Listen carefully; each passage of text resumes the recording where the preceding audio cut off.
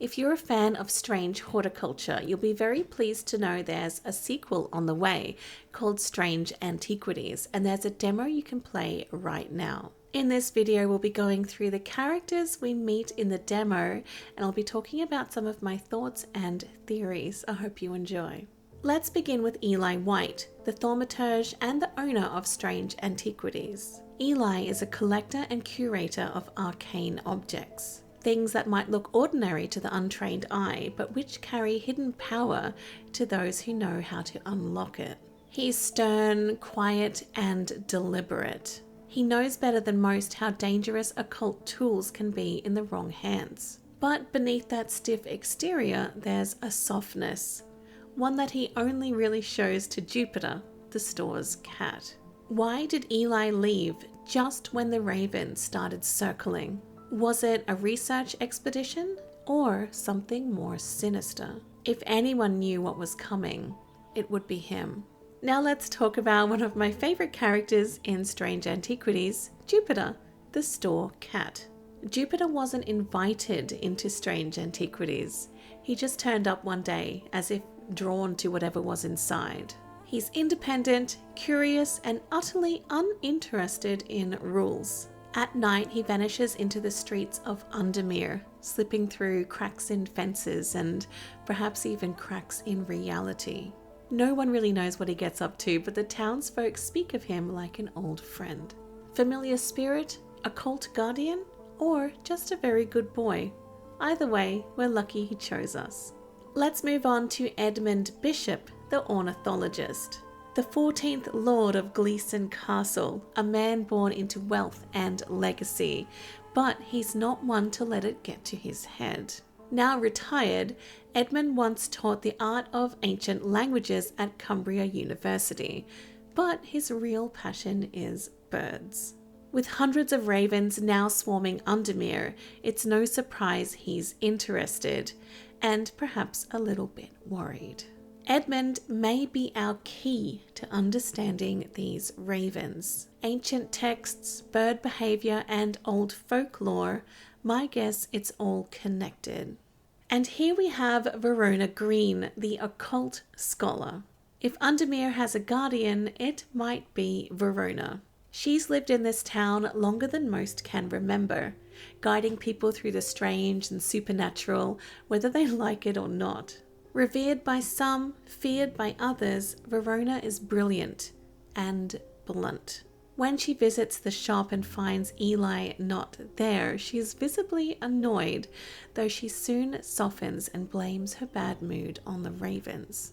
Verona knows more than what she's letting on. Is she here to protect the town from a returning threat, or to stop something she helped set in motion? And moving on to Thomas Pope, the gentle nature lover. Thomas is a simple soul. He loves fresh mountain air, his little white dog, and shops that have cats in them. His visit is quiet and warm, a rare bit of peace in a town that feels like it's unraveling. He may be a red herring, or he could become important later. Sometimes in Undermere, the quietest people witness the loudest truths.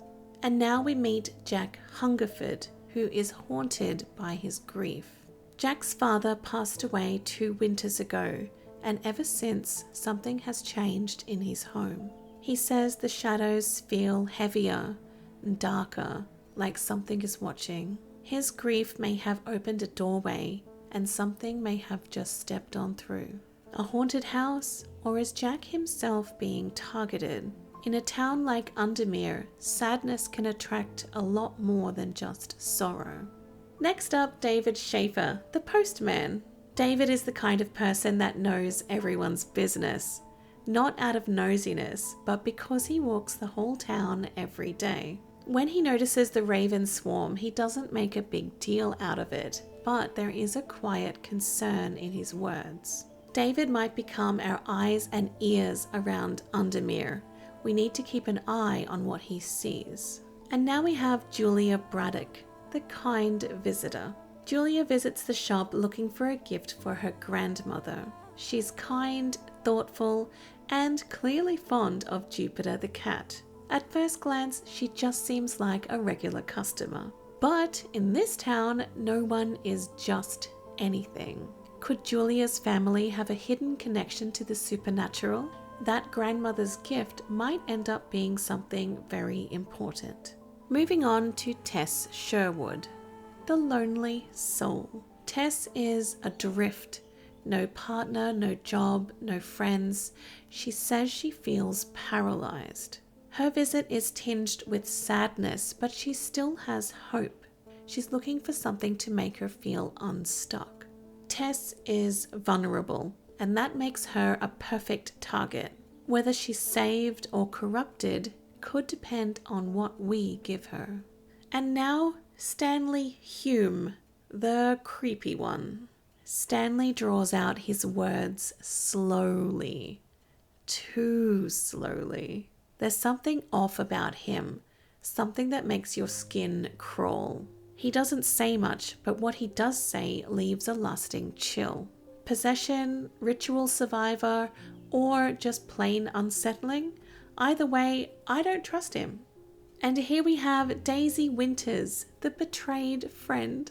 Daisy has been hosting her friend who has been stealing her jewelry, including a sentimental pendant from her grandmother. She's not angry, but she wants to teach her friend a lesson. What kind of lesson depends on what you give her. This is our first moral test. How we choose to help Daisy might matter more than we realize.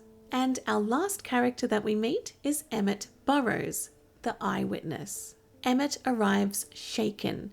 He's just found something in the house where the ravens have been circling.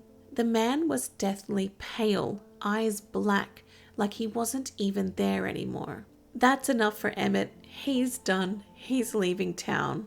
This might be our first glimpse of the real danger. Possession, a void entity, whatever it was, it's awake now.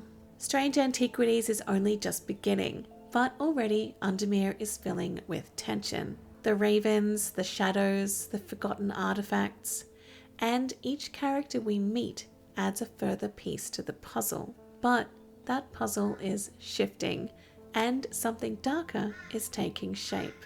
I love that I now have crows and ravens of my own in the background. Thanks for that, buddy. Let me know down in the comments if you're a fan of Strange Horticulture and if you've played the demo to Strange Antiquities. I cannot wait for the full game. It's going to be so good, so intriguing. If you enjoyed this video, please consider subscribing if you haven't already for more story videos just like this one. Have a wonderful day.